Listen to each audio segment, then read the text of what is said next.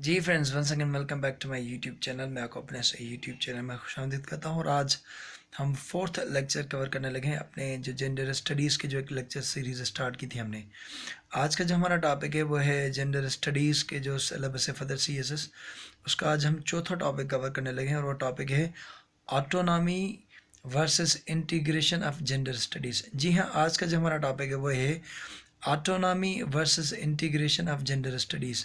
तो हम इस चीज़ को समझने की कोशिश करते हैं कि ये autonomy versus integration of gender studies क्या है। लेकिन टॉपिक को शुरू करने से पहले आपसे एक रिक्वेस्ट है कि अगर आपने मेरे चैनल को अब तक सब्सक्राइब नहीं किया और आप नए हैं मेरे चैनल पे तो काइंडली उसे सब्सक्राइब कीजिएगा 1 सेकंड निकाल के, और वीडियो को लाइक कीजिएगा अगर आपको एंड में पसंद आए। आज का जो हमारा टॉपिक है वो है ऑटोनॉमी वर्सेस इंटीग्रेशन। मैंने जितनी भी स्टडी की, मास्टर्स इन लिटरेचर किया, जो भी कुछ किया, मेरा बाज़ का ये एक टेक्निक होती थी, तरीका होता था। मैं उस अल्फाज को देखता था कि उस अल्फाज में क्या है, क्योंकि बाज़ का आपकी जो मीनिंग होती है वो अल्फाज से ख़स करते आप निकाल लेते हो, आपकी मीनिंग बन जाती है। जैसे बायोलॉजी, अब bio means life, logy means study of the life, या आपने जूलॉजी का दी, जू means animal, logy means study of the animals. तो यहाँ पे भी जो हमारे अल्फाज हैं हमें उनको देखने की ज़रूरत है। जैसे autonomy versus integration of gender studies का मतलब है ऑटोनॉमी मीन्स आज़ाद करना, और इंटीग्रेशन मीन्स उसको किसी और में ज़म कर लेना, उसमें शामिल कर लेना, तो उसे कहते हैं इंटीग्रेशन। जैसे अगर कोई देख लें कि अगर कोई बंदा बड़ा हो गया, इंडिपेंडेंट हो गया, जॉब से गई है, तो आप क्या कहोगे, उसे ऑटोनॉमी हो कि वो अलग रहे अपनी वाइफ के साथ, या आप कहोगे एक तरह से इंटीग्रेशन हो, वो अपनी जो दूसरे फैमिली मेम्बर्स उनके साथ रहे, तो इंटीग्रेट उनसे कर जाए। तो ये एक समझाने के लिए खातिर आप था। अब हमारा जो टॉपिक है वो ये है autonomy versus integration of gender studies. कि जेंडर स्टडीज़ जो कि एक डिसिप्लिन है, जैसे हमने पढ़ा है कि वो क्या डिसिप्लिन है, और हमने डिफरेंस भी पढ़ा है, difference between women studies and gender studies. Gender studies की जो मल्टी डिसिप्लिन नेचर है वो हमने कवर किया है। लेकिन आज हम जो टॉपिक कवर करें वो ये बता रहा है कि क्या जेंडर स्टडी को एक अलग बिल्कुल डिसिप्लिन, क्योंकि ये अभी एक न्यूली एक फॉर्म एक डिसिप्लिन, ये कोई 100 साल पुराना नहीं है, इनको तकरीबन 30, 40, 45 या आप कह लें 50 साल हुए हैं इस डिसिप्लिन को डेवलप हुए, 40-50 साल। तो क्या इस डिसिप्लिन को अलग डिसिप्लिन करके पढ़ा जाए, या ऐसे वुमेन स्टडी, या किसी और बाज़ का ये कहते हैं ऐसे वुमेन स्टडी में जम किया जाए। तो ये डिबेट होती है। जैसे ऑटोनॉमी करेंगे तो जेंडर स्टडीज़ के लिए क्या फ़ायदे होंगे और क्या नुकसान, एडवांटेजेस क्या होंगे, डिसएडवांटेजेस क्या होंगे अगर हमें उसे ऑटोनॉमी करते हैं, अलग डिसिप्लिन के तौर पे पढ़ते हैं। और ये है कि अगर हम उसे इंटीग्रेट कर लेते हैं वुमेन स्टडीज़ में, तो उसके कॉन्सिक्वेंसेस क्या होंगे, पॉजिटिव कौन से होंगे और नेगेटिव कौन से। तो ये आज का हमारा टॉपिक है जो हमें समझना है। मैं ये आपसे सवाल पूछना चाहता हूँ, और आप इसका मुझे जवाब कमेंट सेक्शन में दिएगा कि आप क्या चाहते हैं कि जेंडर स्टडीज़ को अलग डिसिप्लिन के तौर पे पढ़ा जाए या ऐसे शामिल किया जाए वुमेन स्टडीज़ में। ये आपसे सवाल है, ये आप मुझे कमेंट सेक्शन में दीजिएगा। बाज़ औक़ात आप जानते हैं कि पहले शुरू वुमेन स्टडीज़ हुई थी 1960 में। वुमेन स्टडीज़ जो थी फेमिनिस्ट जो वेव से उनके बाद वो एक डेवलप हुई थी। आज के दौर में अगर मैं बताऊँ 1970 में अंदर तकरीबन 1970 तक 20 वुमेन स्टडीज़ कोर्सेज स्टार्ट हो चुके थे 1970 तक।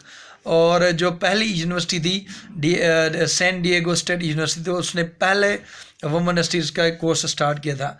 1998 तक तकरीबन PhD के प्रोग्राम से शुरू हो चुके थे USA और कनाडा में वुमेन स्टडीज़ से लेकर टुडे आज के दौर में इंक्लूडिंग पाकिस्तान 700 कॉलेजेस जो हैं वो वुमेन स्टडीज़ का कोर्स पढ़ाते हैं।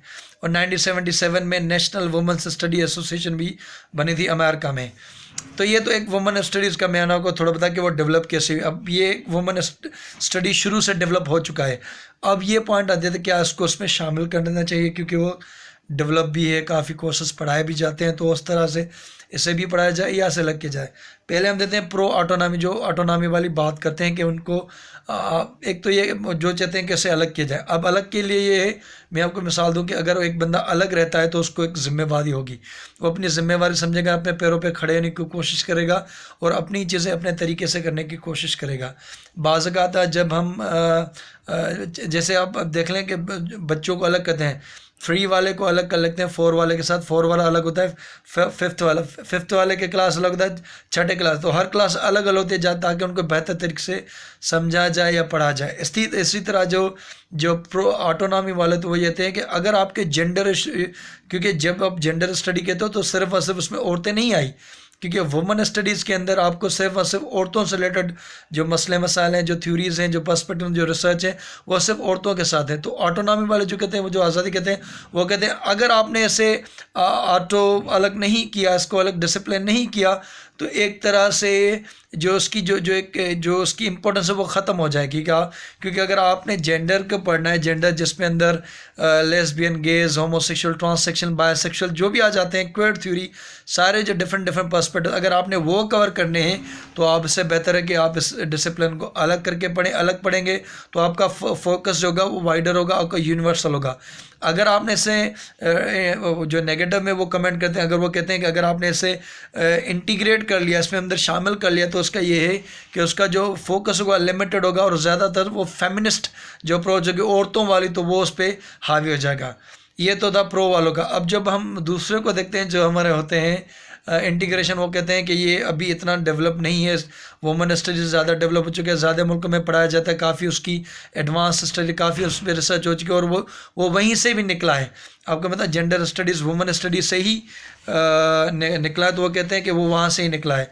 बाज़ का जैसे जेन फॉक्स ओ हैं, जेन फॉक्स, वो कंक्लूड करते हैं, वो कहते हैं कि जो बोथ हैं, दोनों ही जो हैं वो एक डिसिप्लिन भी हैं और एक तरह से उनके जो इंटरडिसिप्लिनरी भी है, वो अलग अलग डिसिप्लिन भी है और कहीं ना कहीं फाल भी करते हैं।